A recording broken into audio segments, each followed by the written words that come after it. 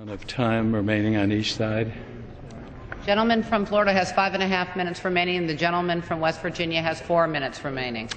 Madam Chair, I would ask unanimous consent to yield 2.5 minutes to the gentleman from Pennsylvania of my time and allow him to control it for the purpose of a colloquy. Without objection, the gentleman from Pennsylvania will control the time. 2.5 minutes. Thank you, Madam Speaker. Mr. Chairman, as you know, the EAS program was established to ensure that smaller communities across the country, including those in my congressional district, retain a link to the national air transportation system. I also understand that we have a severely constrained federal budget and that I agree with the Chairman that we must do more with less, and we need to ensure that federal programs actually make sense. As a member of the committee, I look forward to working with the Chairman to get this long overdue FAA bill to the President's desk for signature, and I look forward to working with the Chairman to make the needed changes to the EAS program. No. Yield to. Okay. I'd now like to yield 30 seconds to the gentleman from Pennsylvania, Mr. Thompson. Is recognized for 30 seconds.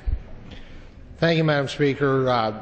The Essential Air Service assists over 140 communities throughout the United States. You know what? EAS, Essential Air Service, works. Talk about two airports real quick. Williamsport, Pennsylvania was on EAS.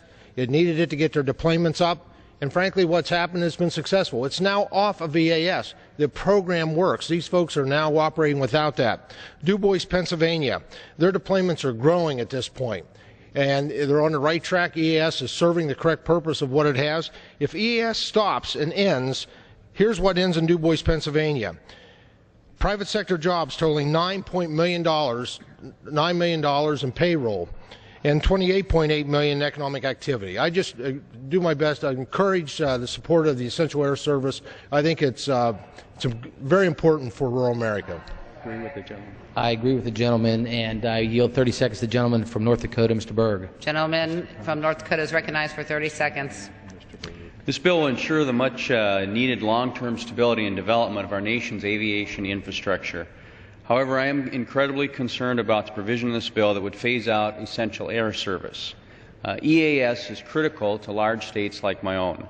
Rural regions rely on EAS for vital air transportation.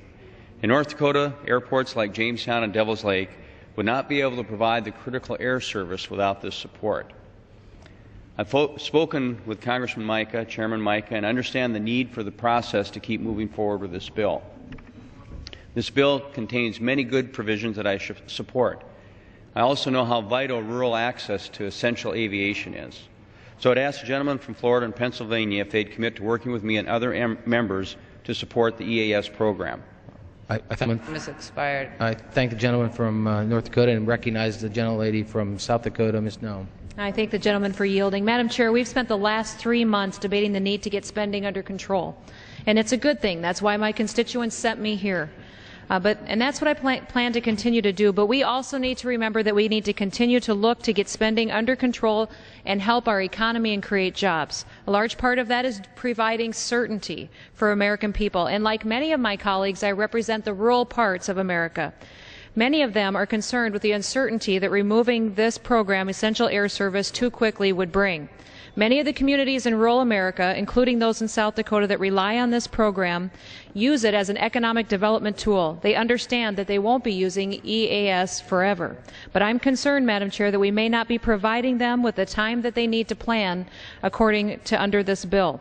This issue deserves additional consideration. I hope that as we move forward with conversations with our Senate colleagues, that this is given much more careful consideration, and I look forward to working on it with them. Thank you.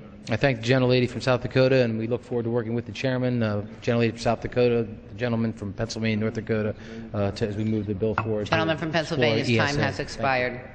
The gentleman